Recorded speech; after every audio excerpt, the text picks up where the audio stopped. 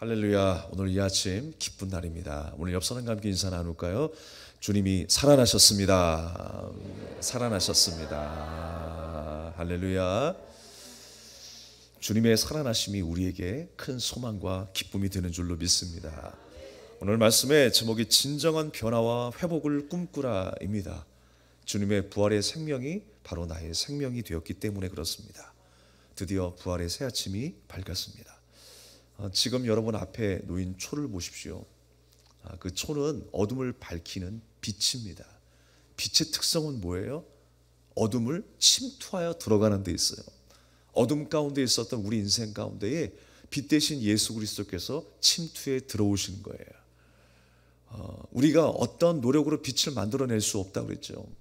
바로 유일한 빛이신 예수님께서 우리 가운데 찾아오신 역사. 그래서 우리를 구원하시고 하나님의 백성 되게 하시는 하나님의 은혜, 그 사랑과 은혜가 우리에게 임한 줄로 믿습니다. 그 십자가의 숭고한 사랑으로 인해서 어둠을 정복하시고 우리가 빛의 자녀로 살아가게 하셨어요. 우리는 이미 그 부활의 은혜를 누리고 있는 사람들입니다. 우리는 일찍이 이 부활의 역사를 가나안 정복의 사건을 통해서 이미 깨달았어요. 가나안 정복의 사건이 무엇입니까? 여호수아와 이스라엘 백성들이 가나안을 정복했다라고 하는 의미가 무엇일까요? 그 땅의 우상과 그 땅의 이방 민족들을 진멸하라라고 했었던, 멸절하라라고 했었던 의미가 무엇이었을까요? 우상을 무너뜨리라라고 하는 의미는 무엇이었을까요? 그 땅 가운데에 하나님이 통치하시는 나라가 되게 하라라는 의미였어요. 그것이 바로 하나님의 부활의 역사를 우리에게 말씀하고 있는 거예요. 하나님이 통치하시는 나라. 세상이 통치했던 나의 삶, 그런데 주님이 통치하시는 나의 삶이 되었어요. 바로 그것이 부활의 참 의미입니다.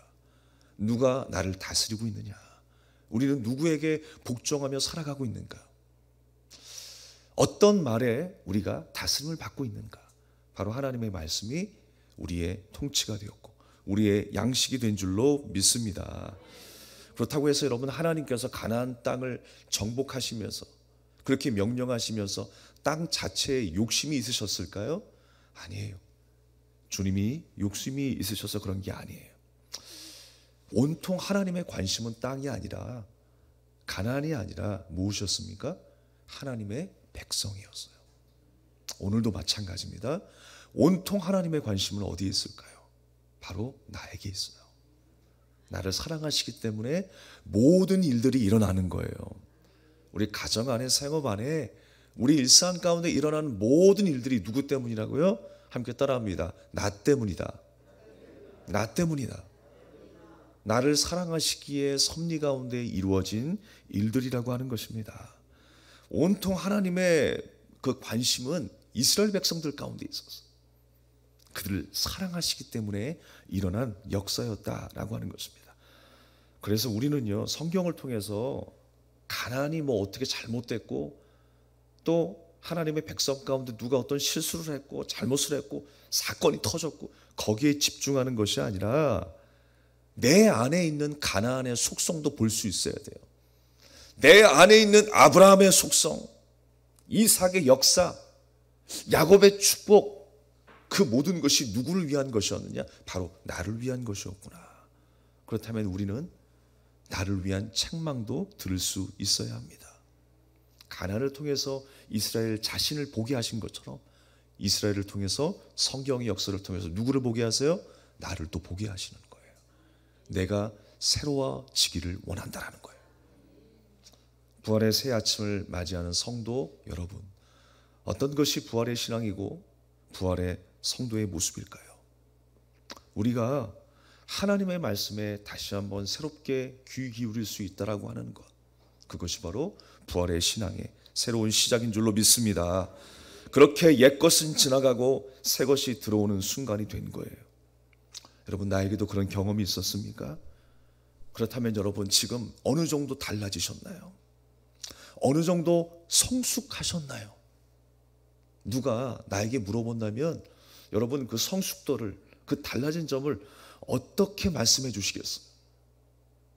우리는 사실 별로 변한 게 없는 것 같아요.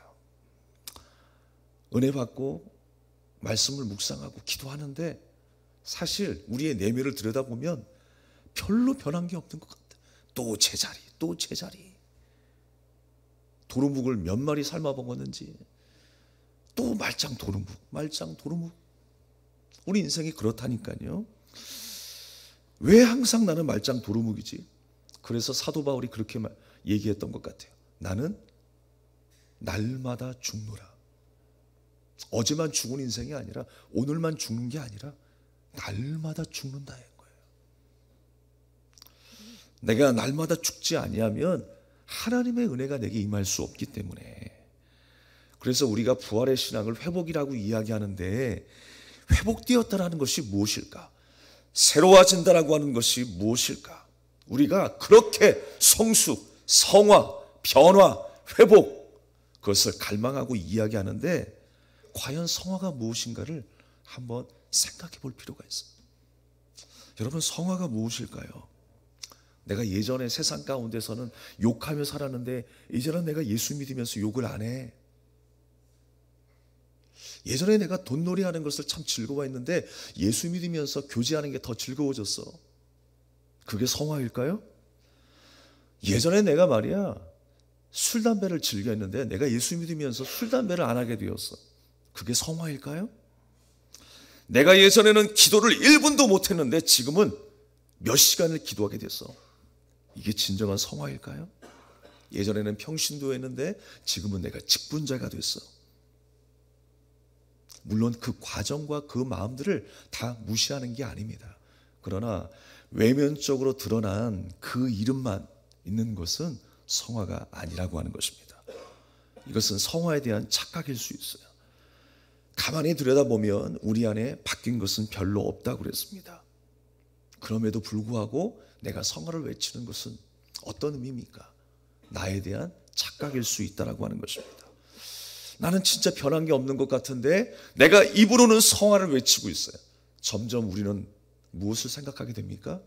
나 스스로에 대한 죄책감만 쌓이게 되는 거예요.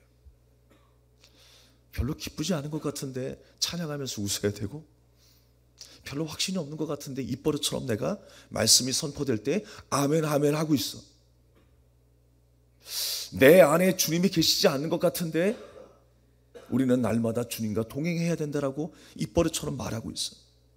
여러분 안에 무엇이 바뀌었는지 한번 잘 생각해 보십시오. 무엇이 진짜 성화인가? 죄책감만 쌓이고 있습니까? 왜 나는 이것밖에 안 될까? 그렇게 절망하며 사십니까? 그와 더불어서 우리 안에 잘못된 성화가 있으면 생기는 생각은 무엇입니까? 교만함이라는 거예요.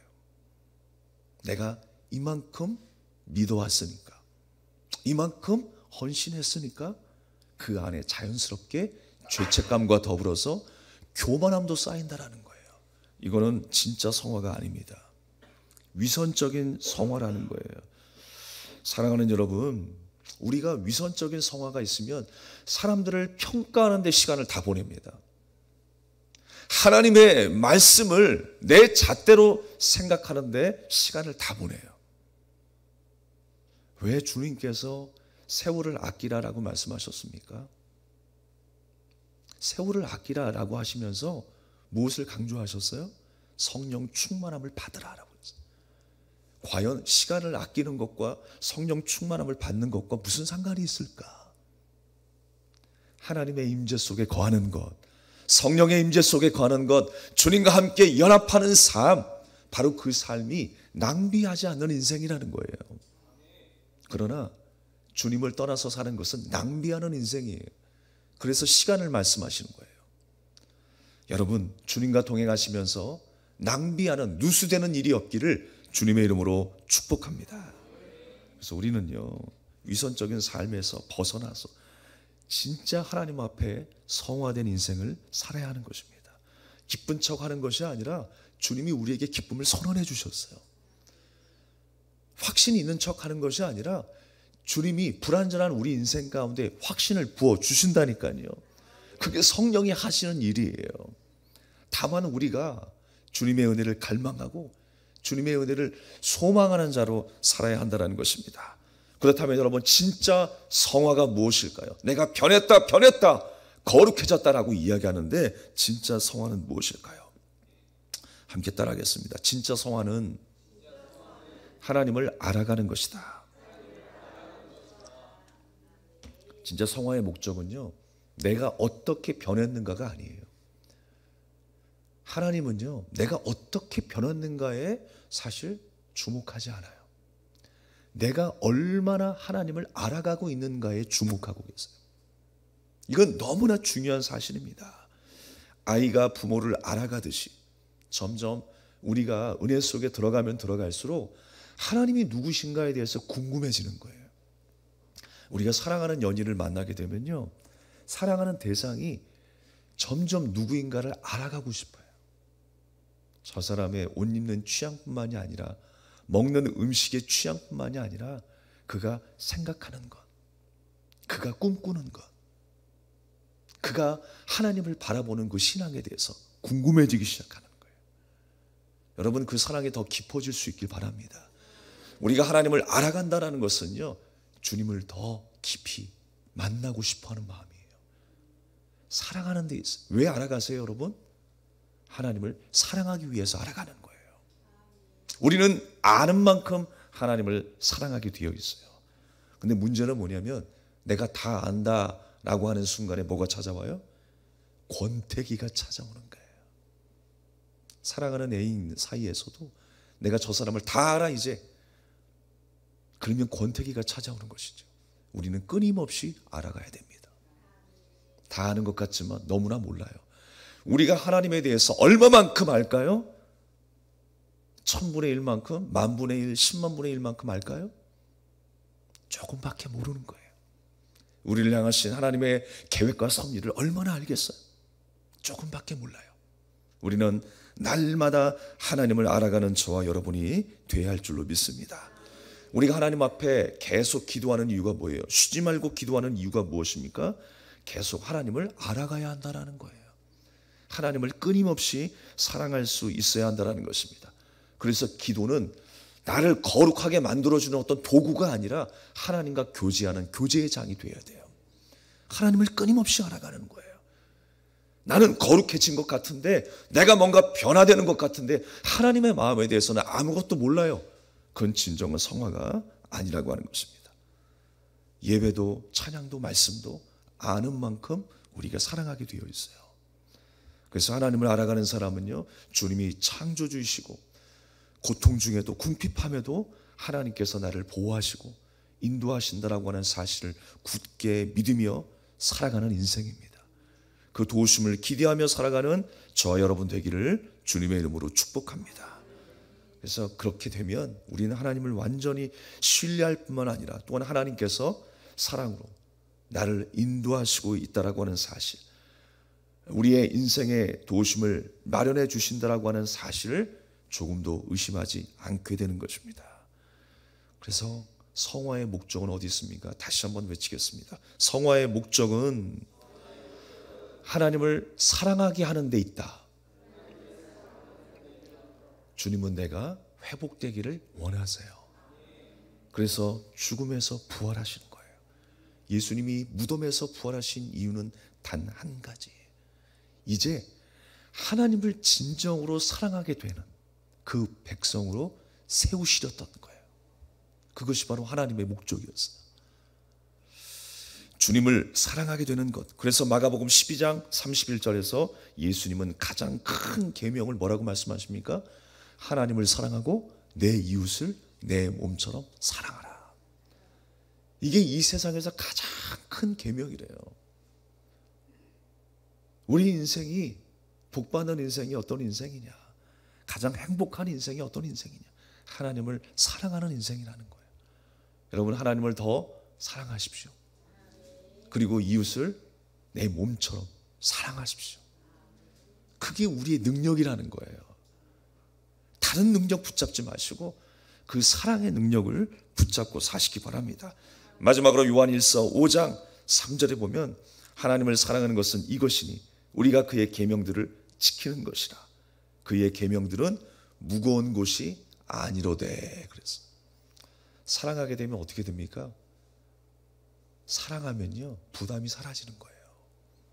주의 일을 감당하는 것이, 십자가의 길을 걸어가는 것이, 우리가 주를 위해 고난당하는 것이 무거운 짐이 아니라 우리에게는 또한 기쁨이 되고 확신이 되는 것입니다. 사랑하는 여러분, 사랑하시기 바랍니다. 내 기쁨이, 또한 주의 사역이, 예배가, 우리의 헌신이 우리에게 큰 기쁨이 될 수 있는 비결, 사랑하니까 감당하는 것이죠.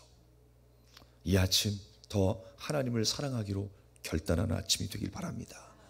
주님은 우리를 위하여 죽으시고 우리를 위하여 부활하셨어요. 그래서 하나님을 사랑하게 하셨습니다.